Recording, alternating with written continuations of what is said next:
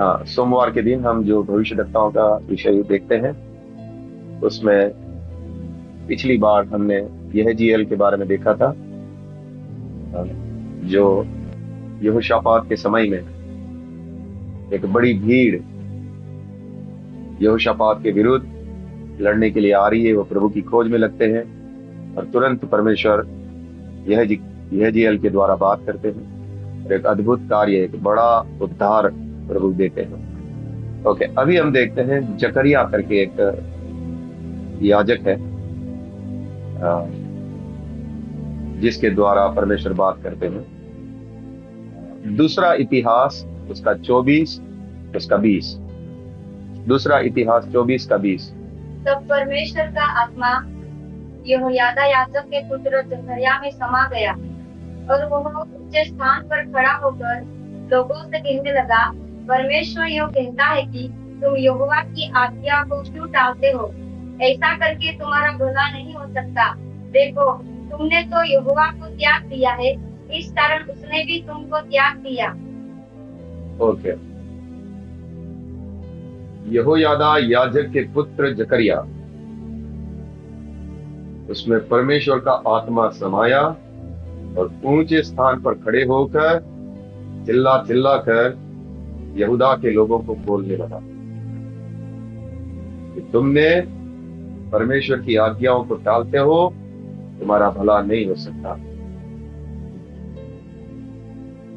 तुमने परमेश्वर को त्यागा है, परमेश्वर ने तुमको त्यागा। ओके, ये कब की घटना है, ये क्या हुआ था, उसके बारे में बोलिए।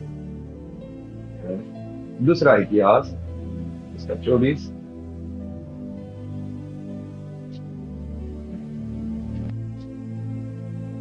एक सेकंड।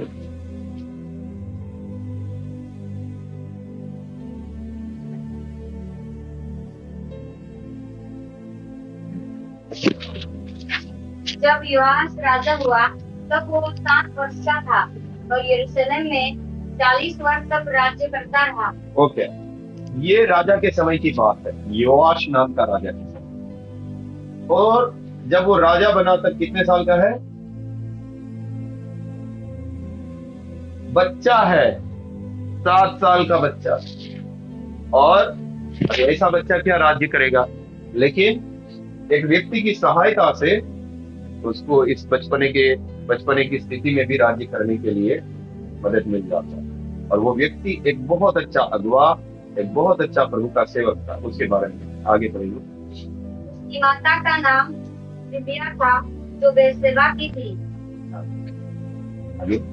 जब तक यहोयादा याजक जीवित रहा तब तक योआश वो काम करता रहा जो यहोवा की दृष्टि में ठीक है। ओके, यहोयादा नाम का याजक, बहुत अच्छा अगुआ, जब तक वो जीवित है तब तक ये राजा योआश प्रभु की नजर में जो ठीक है वही करता।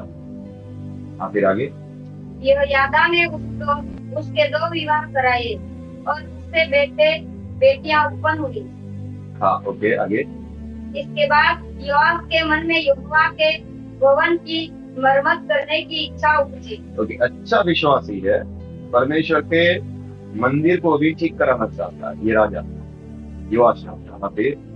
तब उसने याजकों और लेवियों को इकट्ठा करके कहा, प्रति वर्ष यहूदा के नगरों में जाकर सब इस्राएलियों से रुपये लिया करो, जिससे तुम्हारे परमेश्वर की भवन की मरम्मत हो। देखो, इस काम में फुर्ती करो। तो भी लेवियों ने कुछ फुर्ती न की। हाँ, पैसा इकट्ठे करने के लिए बोला, जो भी विश्वासी लोग हैं उससे पैसा लो और भवन की मरम्मत करो। लेकिन लेवी लोगों ने ध्यान नहीं दिया, फुर्ती नहीं किया। आगे। तब राजा ने यहोयादा महायाजक को बुलवा कर पूछा, क्या कारण है कि तूने लेवियों को दृढ़ आज्ञा नहीं की कि वे यहूदा और यरूशलेम से उस चंदे के रुपये को ले आए, जिसका नियम यहोवा के दास मूसा और इस्राएल की मंडली ने साक्षी पत्रों के तंबू के निमित्त चलाया था।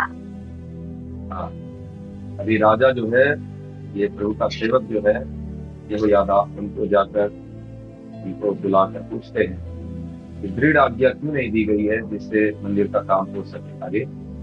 उस दुष्ट स्त्री अतल्याह के बेटों ने तो परमेश्वर के भवन को तोड़ दिया था और यहोवा के भवन की सब पवित्र की हुई वस्तु बाल देवताओं के लिए प्रयोग की थी। हाँ, इसके मुंह के अंदर अच्छी बात है। जो दुष्ट है उनको दुष्ट कह रहा है, जो भवन में बर्बादी की थी, इन सब बातों के बारे में वो ठीक है। प्रभु की नजर में उसकी जो मुंह से निकलने वाले वचन ठीक है। अब तक योआश के जीवन। आगे राजा ने एक संदूक बनाने की आज्ञा दी और वह यहोवा के भवन के फाटक के पास बाहर रखा गया। हाँ, और भवन के बाहर रखा गया एक संदूक कि सब लोग उसमें पैसा डाले, ताकि वो पैसे से मंदिर की जो भी टूटी फूटी चीजें हैं या जो भी मरम्मत करनी है वो हो सके। आगे तब यहूदा और यरूशलेम में यह प्रचार किया गया कि जिस चंदे का नियम परमेश्वर के दास मूसा ने जंगल में इस्राएल में चलाया था, उसके रुपये यहोवा के निमित्त ले आओ। हाँ, आगे तब सब हाकिमों और प्रजा के सब लोग आनंदित हो रुपये लाकर जब तक चंदा पूरा न हुआ तब तक संदूक में डालते गए। हाँ, ओके। परमेश्वर ने आज्ञा दी थी मूसा को कि मैं लोगों के मन में कार्य करूंगा, और जो भी भवन बनाना था उस टाइम में भवन निर्माण करेगा, मिलाप वाला तंबू जिसे बोलते हैं, उसके लिए सब लोग ने आकर दान दिया था। इसी प्रकार का तरीका यहाँ पे इस्तेमाल किया जा रहा है भवन की मरम्मत करने के लिए, कि सब लोग उस संदूक में डाले ताकि मरम्मत हो सके। हाँ, आगे जब वह संदूक लेवियों के हाथ से राजा के प्रधानों के पास पहुंचाया जाता और यह जान पड़ता था कि उसमें रुपये बहुत है, तब राजा के प्रधान और महायाजक के अधिकारी आकर संदूक को खाली करते और तब उसे फिर उसके स्थान पर रख देते थे। आगे उन्होंने प्रतिदिन ऐसा किया और बहुत रुपये इकट्ठा किए। हाँ, आगे तब राजा और यहोयादा ने वह रुपये यहोवा के भवन में काम करने वालों को दे दिए, और उन्होंने राज मिस्त्रियों और बड़ियों को यहोवा के भवन के सुधारने के लिए और लोहारों और ठठेरों को यहोवा के भवन की मरम्मत करने के लिए मजदूरी पर रखा। कारीगर काम करते गए और काम पूरा होता गया, और उन्होंने परमेश्वर का भवन जैसा का तैसा बनाकर दृढ़ कर दिया। जब उन्होंने वो काम पूरा कर लिया तब वे शेष रुपये राजा और यहोयादा के पास ले गए और उनसे यहोवा के भवन के लिए पात्र बनाए गए, अर्थात सेवा टहल करने और हम बलि चढ़ाने के पात्रों और धूपदान आदि सोने चांदी के पात्र। हाँ जी, वो पैसे जमा करके बड़ी विश्वास योग्यता से भवन का मरम्मत करने का काम पूरा किया। राजा ने एक बहुत अच्छा कार्य किया। फिर आगे क्या होता? जब तक यहोयादा जीवित रहा तब तक यहोवा के भवन में होम बलि नित्य चढ़ाए जाते थे, परंतु यहोयादा बूढ़ा हो गया और दीर्घायु होकर मर गया। जब वह मरा तब 130 वर्ष का था। दाऊदपुर में राजाओं के बीच उसको मिट्टी दी गई, क्योंकि उसने इस्राएल में और परमेश्वर के और उसके भवन के विषय में भला किया था। ओके, जब तक यहोयादा जीवित है वो याजक बहुत ही खराई से चलने वाला एक अच्छा सेवक है। जब तक वो जीवित है परमेश्वर के भवन में होम बलि नित्य चढ़ाए जाते। अब वो मर गए, अब आगे क्या होता है? यहोयादा के मरने के बाद यहूदा के हाकिमों ने राजा के पास जाकर उसे दंडवत की और राजा ने उनकी मानी। तब वे अपने पितरों के परमेश्वर यहोवा का भवन छोड़कर असेरों और मूर्तियों की उपासना करने लगे। अतः उनके ऐसे दोषी होने के कारण परमेश्वर का क्रोध यहूदा और यरूशलेम पर भड़का। तो भी उसने उनके पास नबी भेजे कि उनको यहोवा के पास फिर लाए, और इन्होंने उन्हें चिता दिया, परंतु उन्होंने कान न लगाया। जब यहोयादा मर गए तब यहूदा के लोग राजा के पास आते हैं राजा का मन घुमाने के लिए, और राजा इसकी बात सुन लेता है। और अशेरों क्या, ऐसा पेड़ जैसा लकड़ियां घुसाकर उसकी पूजा करते, अशेरों की और मूर्तों की, दोनों तरह की पूजा पाठ होने लगते, परमेश्वर को त्याग दिया। यहोयादा जब तक जीवित था, एक अच्छा अगुवा जब तक जीवित था, तब तक होम बलि नित्य चढ़ाए जाते थे। लेकिन जैसे ही प्रभु का दास, एक विश्वास योग्य सेवक मरता है, तुरंत शैतान राह देखकर बैठा हुआ है। ये यहोवा का आराधना मेरा दुनिया में बंद करना है। यहूदा के लोगों को भेजा जाता है राजा के पास, और राजा के ऊपर प्रभाव पड़ जाता है और राजा बात सुन लेता है। कमजोर आदमी है।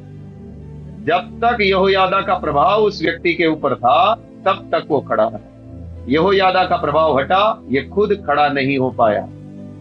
जबकि ये एक अच्छा काम किया हुआ है, मंदिर की मरम्मत की है, कितने साल लगे होंगे उसके लिए। एक अच्छा काम विश्वास योग्यता से किया है, लेकिन किसकी परछाई के अंदर रहकर? यहोयादा याजक की परछाई। उसकी परछाई हटी, ये शैतान के कब्जे में आ गए। और परमेश्वर नबी लोगों को भेज रहा है कि ये लोग सुधर जाए, वापस से मुड़कर आ जाए। कोई कान नहीं लगा रहा है। ऐसे समय में फिर परमेश्वर का आत्मा जकरिया पर उतरता है और तब ये वाणी बोली जाती है। अभी जो हमने सबसे पहले वचन पढ़ा, अभी पढ़िए। तब परमेश्वर का आत्मा यहोयादा याजक के पुत्र जकरिया में समा गया, और वह उच्च स्थान पर खड़ा होकर लोगों से कहने लगा, परमेश्वर यूं कहता है कि तुम यहोवा की आज्ञा को क्यों टालते हो? ऐसा करके तुम्हारा भला नहीं हो सकता। देखो, तुमने तो यहोवा को त्याग दिया है, इस कारण उसने भी तुमको त्याग दिया। बहुत ज्यादा शक्ति चाहिए, बहुत ज्यादा ऐसा बोलने के लिए। हाँ, बिना आत्मा के ऐसा बोल ही नहीं सकते। आप ऊंचाई पर खड़े होकर उन लोगों को बताना कि तुम गलत हो, बिना आत्मा के बोल ही नहीं पाएगा। इतना डर पकड़ लेगा, दिमाग में विचार पकड़ लेंगे। हाँ, इसके अंदर आत्मा समाया तब जब वो चिल्ला कर बोल रहा है। लेकिन अभी लोगों का बर्ताव देखो इसके प्रति। हाँ, पढ़िए। सब लोगों ने उसके विरुद्ध द्रोही की गश्ती करके द्रोह की गश्ती करके राजा की आज्ञा से यहोवा के भवन के आंगन में उस पर पथराव किया। किसकी आज्ञा से? राजा की आज्ञा से। राजा ने बोला मार डालो इसको। अरे भाई, तू तो सच्चा सेवक था, अब तुझे क्या हो गया? अब ये जिसको मार रहे हो यहोयादा का बेटा है, जो मर गया प्रभु का सेवक, उसका बेटे के अंदर आत्मा समाया है। वो भी एक सच्चा व्यक्ति है और उसके द्वारा परमेश्वर बात कर रहा है कि तुमने परमेश्वर को त्याग दिया है और परमेश्वर ने भी तुमको त्याग दिया है। पश्चाताप करने की बजाय जो ये बात बोल रहा है, राजा बोल रहा है पथराव करके मार डालो इसे। फिर आगे, यह राजा योआश ने वो प्रीति भूलकर जो यहोयादा ने उससे की थी, उसके पुत्र को घात किया। मरते समय उसने कहा, यहोवा इस पर दृष्टि करके इसका लेखा ले। हाँ, ओके। मरते समय वो ये बात बोल कर जाते हैं कि परमेश्वर इसका लेखा ले। ओके, यहाँ पर दो बात मैं जिस पर प्रकाश डालना चाहता हूं। एक अच्छे अगुवे की कितनी ज्यादा जरूरत है ये आत्मिक सेवकाई करने के लिए, और दूसरा जो सच्चाई से सेवा करते हैं उसका तकलीफ कितना, जो सत्य वचन लेकर जाते हैं उसका तकलीफ कितना। ओके, एक अच्छे अगुवे के बारे में हम थोड़ा सा देखेंगे। वो आप चाहिए तो लिख लीजिए, जो भी अगुवा बनने के लिए परमेश्वर ने चुना है। अगर हमारा मन इस प्रकार से नहीं हुआ तो हम एक अच्छा अगुवा नहीं बन पाएंगे। यहोयादा जब तक जीवित है उसका प्रभाव इतना ज्यादा है, कोई कुछ गलत कर नहीं पा रहा है। लेकिन जैसे ही वो मरता है, जैसे ही वो प्रभाव हटता है, एक अच्छा अगुवा मरता है, शैतान की एंट्री हो जाती है। तो जिसको भी अगुआ बनने के लिए परमेश्वर ने चुना है, उसके अंदर कुछ खास प्रकार के गुण होना जरूरी है। अगर इस प्रकार के गुण नहीं है तो आप खड़े नहीं हो पाएंगे। ये आत्मिक सेवकाई है। परमेश्वर की सेवकाई हर कोई नहीं कर सकता, इसके लिए खास प्रकार की विशेषताएं आपके अंदर होना जरूरी है। उन बातों को हम थोड़ा देखेंगे। भजन संहिता 78-72 हिंदी में क्या बोलते हैं, गुजराती में 78 बोलते हैं, क्या बोलते हैं हिंदी में? भजन संहिता 78-72 समझ गए होंगे सब लोग। हाँ पढ़िए। बहुत है,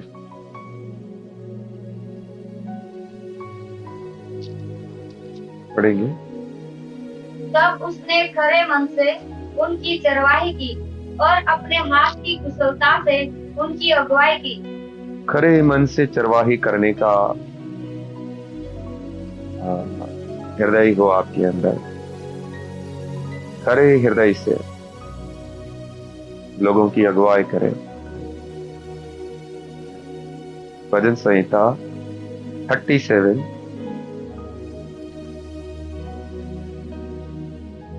30-31।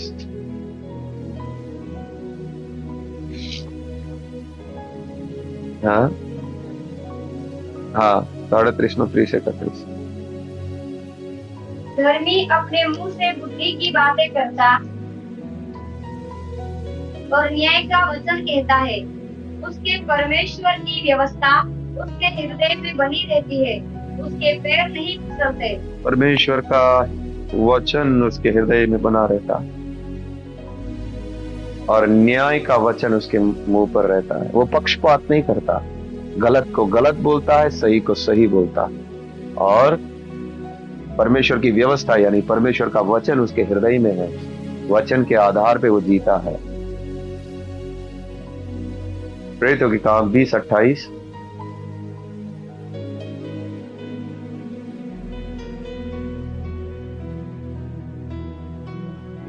इसलिए अपनी और पूरे झुंड की चौकसी करो, जिसमें पवित्र आत्मा ने तुम्हें अध्यक्ष ठहराया है, कि तुम परमेश्वर की कलीसिया की रखवाली करो, जिससे उसने अपने लहू से मोल लिया है। रखवाली करना, जो लोग दिए हैं उसको बड़ी सावचेती से उनकी रखवाली करना। एक अगुवे के अंदर खरा मन से न्याय, सच्चा न्याय करते हुए, वो हृदय में प्रभु के वचन रखते हुए, जो लोग उनके अंडर में दिए हैं उनके लिए पूरी सावचेती से उनकी रखवाली करने वाला हो। पहला तीमुथियुस 4:12।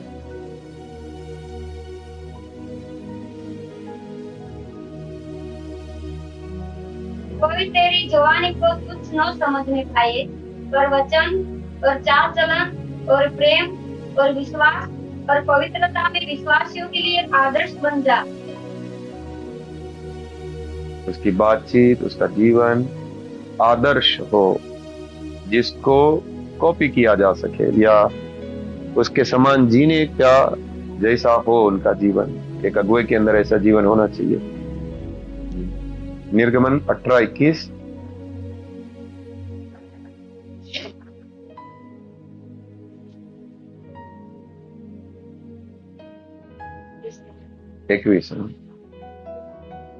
फिर तू इन सब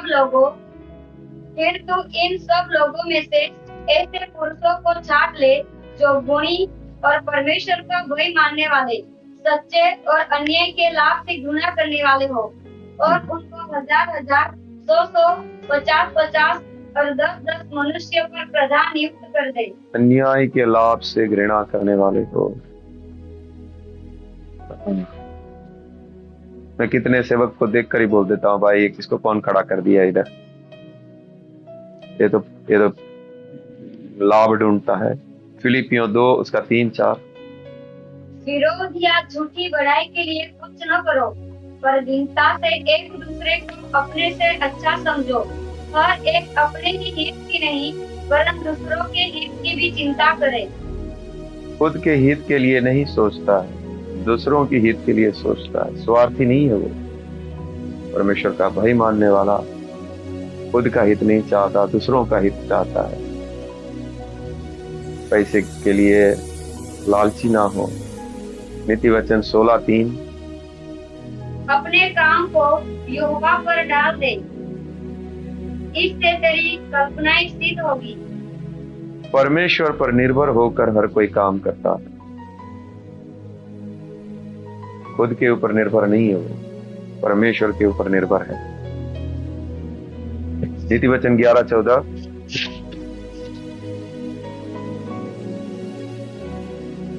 जहाँ बुद्धि की युक्ति नहीं, वहाँ प्रजा विपत्ति में पड़ती है, परंतु सम्मति देने वालों की बहुतायत के कारण बचाव होता है। सम्मति देने वालों की बहुतायत। बहुत सारे विषय ऐसे आते हैं अगुओं के लाइफ में, जिसमें परमेश्वर की इच्छा बहुत सावचेती से ढूंढना जरूरी है कि इसमें प्रभु की इच्छा क्या है।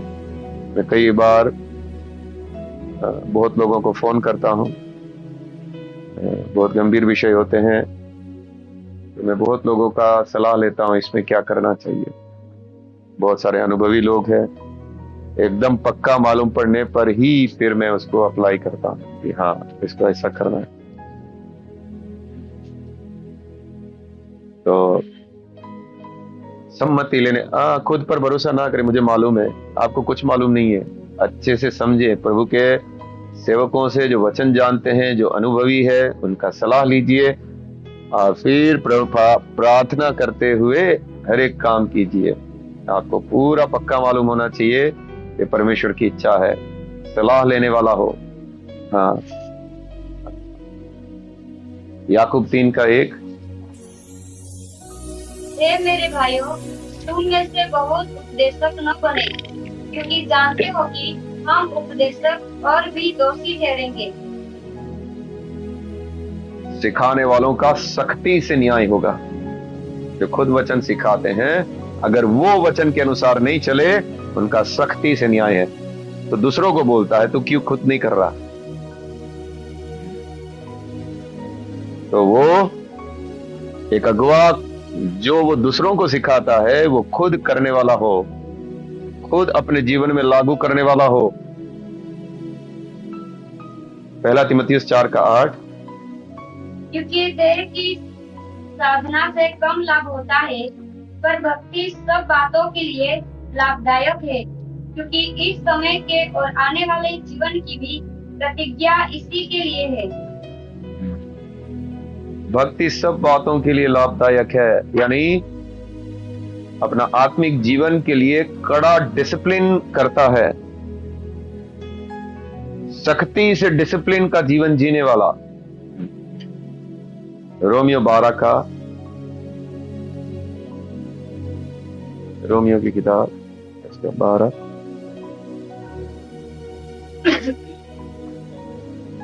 उसका 3।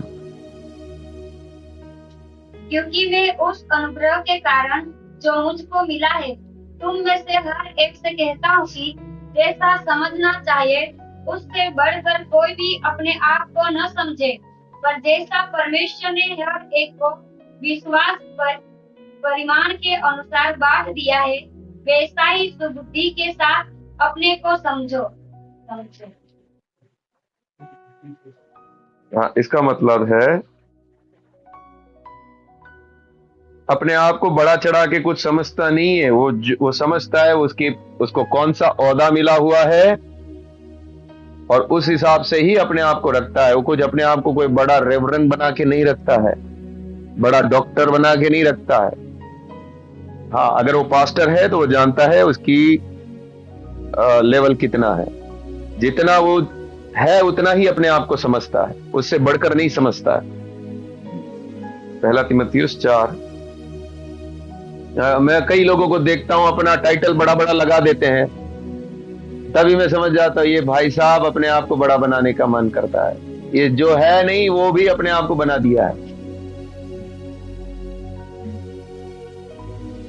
हाँ, 1 तीमुथियुस 4 उसका 16।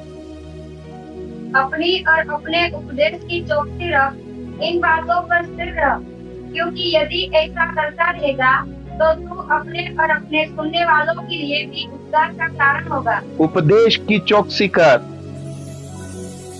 जो मार्ग तुझे मिला हुआ है, जो शिक्षा तुझे मिली हुई है, उसको चौकसी कर, क्योंकि शैतान चाहता है गलत शिक्षा में लेके जाने के लिए।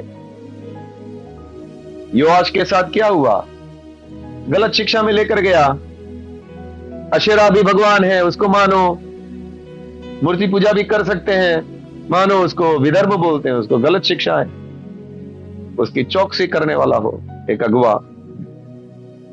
और अंतिम और मुख्य, बहुत जरूरी, वो है मत्ती 20:26-28।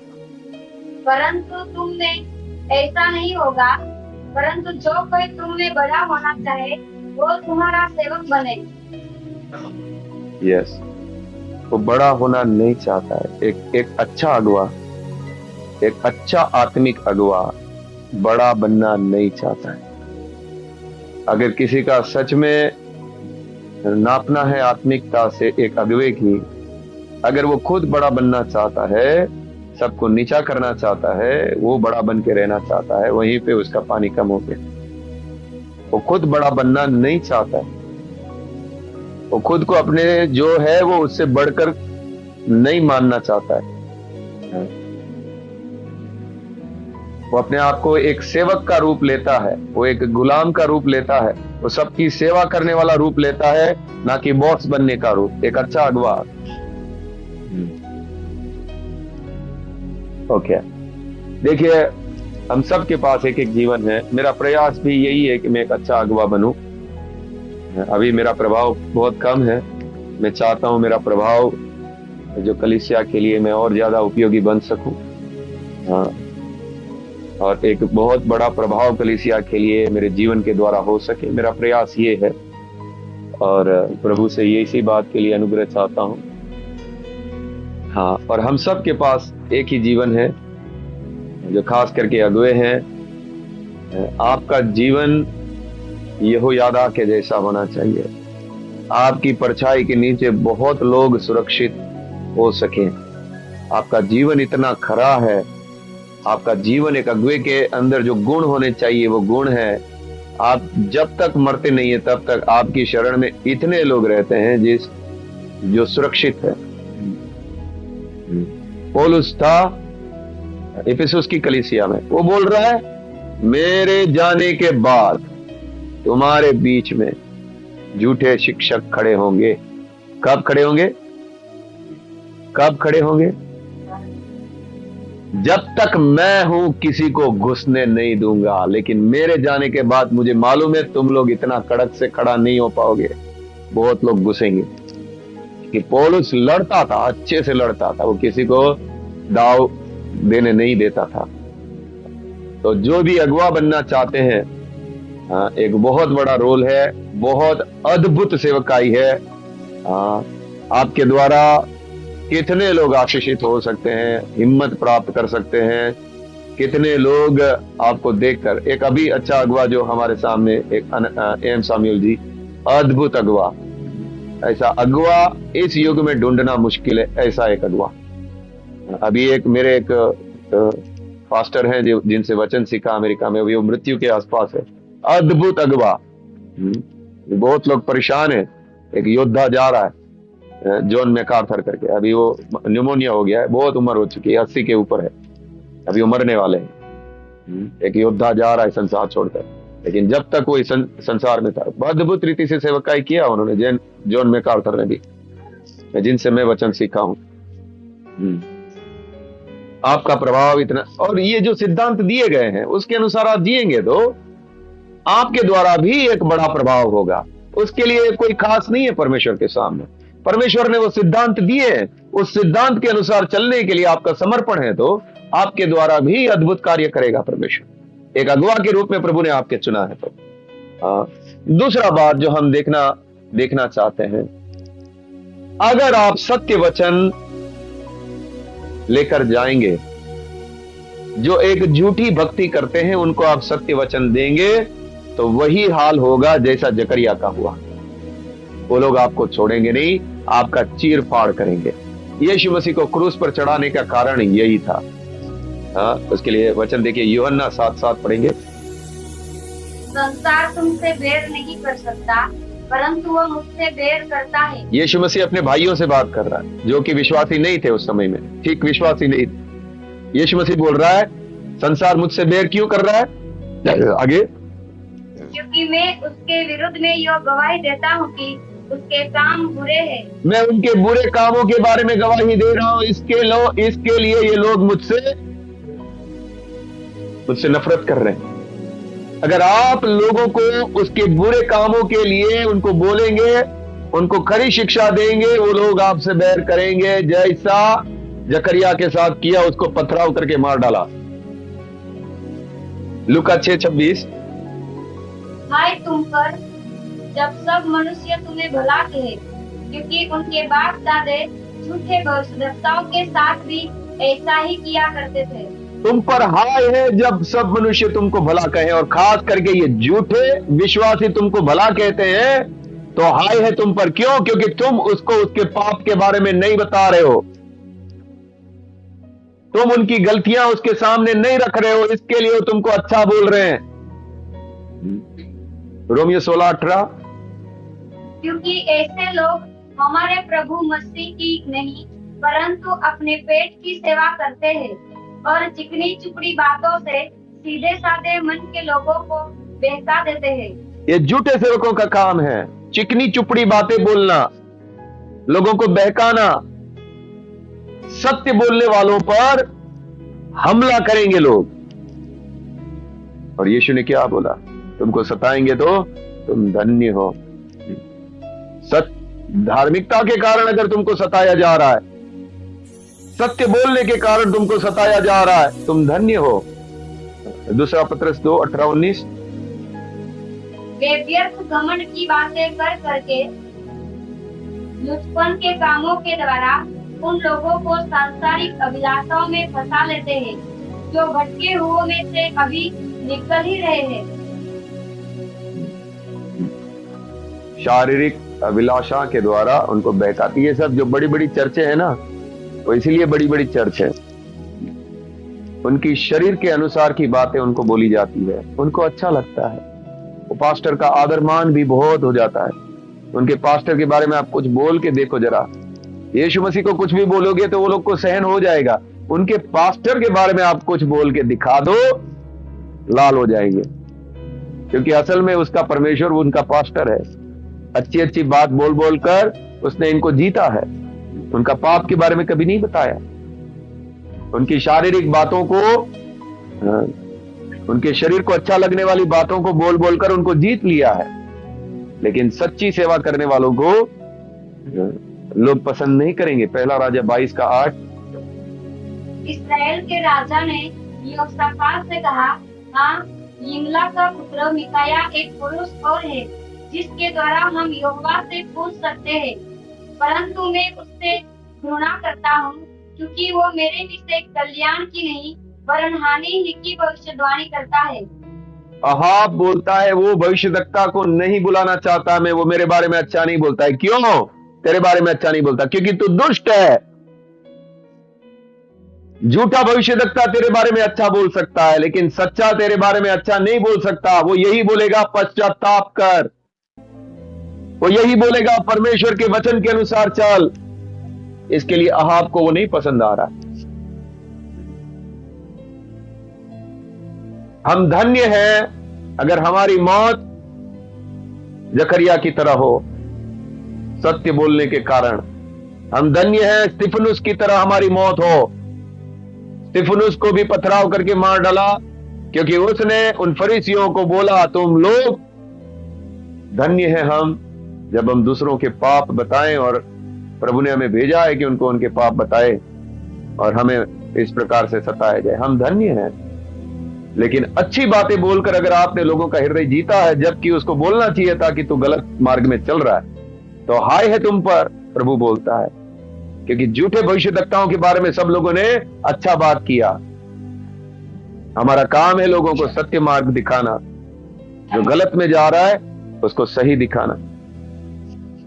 तो हम लोग जिनको भी प्रभु सेवा करने के लिए चुना है और विश्वासियों को भी, हम लोगों को अच्छी बात बोलने वाला नहीं बनना, उनको सच्चाई बताने वाला बनना है। अगर वो पाप में जीते हैं, उनको बताना है ये पाप है, इसमें से आप निकल जाइए, प्रभु का मार्ग ये है।